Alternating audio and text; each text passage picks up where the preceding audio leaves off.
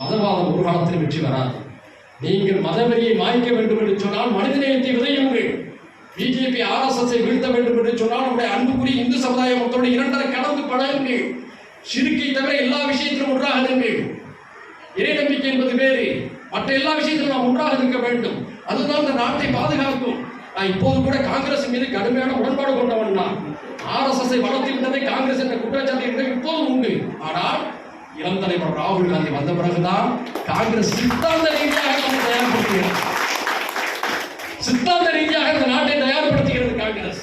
அவருடைய தேர்தல் அறிக்கை ஒன்று போது நான் அரசியல் பேசுவதாக நினைக்க வேண்டாம். கடந்த நாடாளுமன்றத்தில் அவர் வெளியிட்ட தேர்தல் அறிக்கை ஜவஹர்லால் நேரு பல்கலைக்கழகத்திலே முன்னாள் மாணவர்கள் தயாரித்த தேர்தல் அறிக்கை. இப்போது அவர் அளித்திருக்கக்கூடிய தேர்தல் அறிக்கை தான் இந்தியாவுடைய கதாநாயகனாக இருந்து கொண்டிருக்கிறது. அந்த அளவுக்கு சித்தாந்த ரீதியாக தயார்படுத்துகிறார்கள். அப்படி என்று சொன்னால் நாம் இந்த மண்ணிலே இத்தகைய பணிகளை முன்னெடுக்கக்கூடியவர்களுக்கு ஆதரவாக இருக்க வேண்டும்.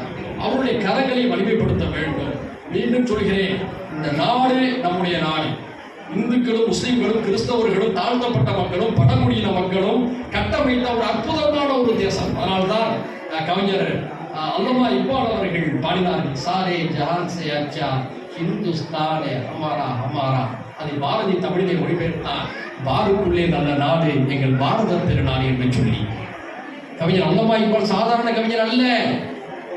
கவிஞர் ரவீந்திரநாத் தாகூர் ஜனகண மனகதி எழுதினாரே, தேசிய கீதத்தை எழுதிய கவிஞர் ரவீந்திரநாத் தாகூர் அவர்களே ஆசியா கண்டத்தின் மூளை காட்டப்பட்டவர் கவிஞர் அல்லமா இக்பால் அவர்கள். அதான் பாடினார், சாரே ஜஹான் சே அச்சா. இன்றும் அந்த பாடலை அந்த வெள்ளி இசையோடு கேட்பதற்கு உற்சாகம் பெறும்.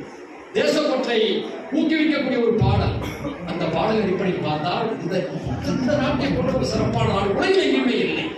அப்படிப்பட்ட ஒரு திருநாட்டை சிலர் கலங்கப்படுத்த நினைக்கிறார்கள். அவர்களிடமிருந்து அந்த நாட்டை பாதுகாக்க இந்துக்களும் முஸ்லிம்களும் கிறிஸ்தவர்களும் தாழ்த்தப்பட்ட மக்களும் பழங்குடியின மக்களும் ஏனைய சமூக மக்களும் ஒன்று திரள வேண்டும். இந்த நிகழ்வை பார்த்து கொண்டிருக்கின்ற பொழுது நம்முடைய அன்புக்குரிய இந்து சமுதாய சகோதரர்கள் எல்லாம் வந்து கொண்டிருக்கிறார்கள். அவர்களை பார்த்தது உள்ளே இந்த முஸ்லிம் சகோதரர்கள் கட்டிப்பிடித்து வரவழைத்து அன்பு பாராட்டுகிறார்கள். இந்த உறவை தான் நாம் வளர்த்தெடுப்போம். அதற்கான ஒரு நல்ல நிகழ்வாக இந்த புதுமனை புதுவிழா இருந்திருக்கிறது என்ற மன நிகழ்ச்சி எனக்கு உண்டு. இந்த நிகழ்வில் நாம் எல்லோரும் ஒன்று சேர்த்திருக்கின்றோம். இறைவனுடைய அருளாலே இந்த நாட்டுடைய எதிர்காலம் பாதுகாக்கப்பட வேண்டும். இறைவன் இந்த நேரத்திலே பிரார்த்திப்போம். இறைவா, எங்கள் இந்திய திருநாட்டை ஒன்றுபடுத்தி மக்களுக்கு மத்தியிலே நேசத்தை ஏற்படுத்தி எல்லோரையும் இணைத்து வழிநடத்தக்கூடிய நல்ல ஆட்சியாளர்களை எதிர்காலத்தில் இறைவா தாய் என்ற பிரார்த்தனையோடு நான் விடைபெறுகிறேன். நன்றி, வாழ்த்துக்கள். தாயை தேடி கதறுகிறது, அழுகிறது. ஓடோடி தாய் வருகிறார். தொட்டிலில் கிடந்த அந்த குழந்தையை தூக்கி மார்போடு அணைத்தவுடன் அந்த குழந்தை அழுகையை நிறுத்தி தாயை அணைத்துக் கொள்கிறது. அதுபோலத்தான் தமிழர்கள் இஸ்லாத்தை அணைத்துக் கொண்டார்கள் என்று சொன்னார் பேரறிஞர் அண்ணா அவர்கள். அதுதான் உண்மை. சமூக நீதி இந்த மக்களை ஈர்த்தது. இந்த காரைக்கால் துறைமுகம், நாகப்பட்டினம் துறைமுகம், பூம்புகார் துறைமுகம் இவையெல்லாம் 5000 ஆண்டுகளுக்கு முன்பாகவே வளைகுடாவோடு வணிக தொடர்பில் இருந்தன. நபி சுலைமான் அலைஹிஸ்ஸலாம் அவருடைய காலகட்டத்தில் அவருடைய மனைவிக்கு அளிக்கப்பட்ட முத்து பூம்புகார் துறைமுகத்திலிருந்து அனுப்பப்பட்ட முத்து என்று வரலாறு குறிக்கிறது. யவனர்கள் இந்த சொல்லை சிலப்பதிகாரம் சொல்கிறது. இவையெல்லாம் தொன்று தொட்டு வளைகுடாவுக்கும் தமிழ்நாட்டுக்கு இருக்கக்கூடிய உறவுகள். அந்த நேரத்தில் இஸ்லாத்தை ஏற்ற அரபிகள் தமிழ்நாட்டுடைய கடலோரத்தில், கேரளாவுடைய கடலோரத்தில், இலங்கையின் கடலோரத்தையும் செய்ய வந்த போது அவருடைய வருகையில் முன்பிருந்த நிலையிலிருந்து இப்போதைய நிலை மாற்றமாக தெரிந்த போது தமிழர்கள் விசாரிக்கிறார்கள். உங்களுடைய நடவடிக்கைகளில், பொருட்கள் வாங்கலில், வியாபார நடைமுறை மாற்றம் தெரிகிறது என்று சொன்னபோது மண்ணிலே இறைவன் நபிகள் நாயகம் ஸல்லல்லாஹு அலைஹி வஸல்லம் என்பவர் உருவாகினார். அவர் இந்த கருத்துக்களை எல்லாம் எங்களுக்கு எடுத்து சொல்லியிருக்கிறார். நாங்கள் எல்லாம் இஸ்லாத்தை ஏற்றுக்கொண்டோம். எங்களுடைய நாங்கள் நேரடி தொடங்கிவிட்டோம். எங்களுடைய அணுகுமுறை ஒரு பண்பை கடைபிடிக்க தொடங்கிவிட்டோம் என்றெல்லாம் சொல்லுகின்ற பொழுது இது மிக சிறப்பாக இருக்கிறது என்று தமிழர்கள் இந்த மார்க்கத்தை விசாரிக்க தொடங்குகிறார்கள். அந்த நேரத்தில் தான் சேர சோழர் பாண்டியர் என்ற முப்படைகளுக்கு 3 அரசர்களுக்கு சொந்தமான அந்த தமிழகத்தில முதல் சேரமான் பெருமான் அவர்கள் நபிகள் நாயகத்தை பற்றி கேள்வியுற்று அவர் உடனடியாக மக்காவுக்கு புறப்படுகிறார். கேரள கோழிக்கோட்டில் தொடங்கி இன்றைய ஓமான் வழியாக அவர் மக்காவுக்கு சென்று அங்கு நபிகள் நாயகத்தை சந்தித்தார் என்று ஒரு குறிப்பு இருக்கிறது. அல்லது மக்காவுக்கு சென்று திரும்பினார் என்ற குறிப்பும் இருக்கிறது. சரியான குறிப்புகளின் மீது விமர்சனங்கள் இருக்கின்ற காரணத்தினாலே இதுதான் சரி என்று நான் சொல்ல விரும்பவில்லை. ஆனால் மக்காவுக்கு சென்ற போது அங்கே தன்னுடைய பேரை தாவீதின் இஸ்லாத்தை ஏற்றுக்கொண்டார். ஆக குடிமகன் முதலிலே இஸ்லாத்தை ஏற்கவில்லை, அரசன் தான் தென்னிந்தியாவில் இஸ்லாத்தை ஏற்றான். அவன் தான் சேரமான் பெருமான். அவன் பெயர் தான் தாஜுதீன். அவன் பெயரால் கட்டப்பட்ட சேரமான் பெருமான் பள்ளிவாசல் தான் இந்தியாவில் கட்டப்பட்ட முதல் பள்ளிவாசல். அதே போன்று தமிழருடைய குடியிருப்பு 5000 ஆண்டுகளுக்கு முன்பாக ஈட்டில் இருந்திருக்கிறது. தஞ்சாவூருடைய சோழ பேரரசில அரபுகள் வியாபாரம் செய்வதற்காக தங்குவதற்காக ஒரு வீதியே ஒதுக்கப்பட்டிருந்தது. தஞ்சை பெரிய கோயில் கல்வெட்டில் அவையெல்லாம் எழுதி வைக்கப்பட்டிருக்கிறது. இது நரேந்திர மோடிக்கு தெரியாமல் இருக்கலாம், ஆனால் நமக்கு தெரியும்.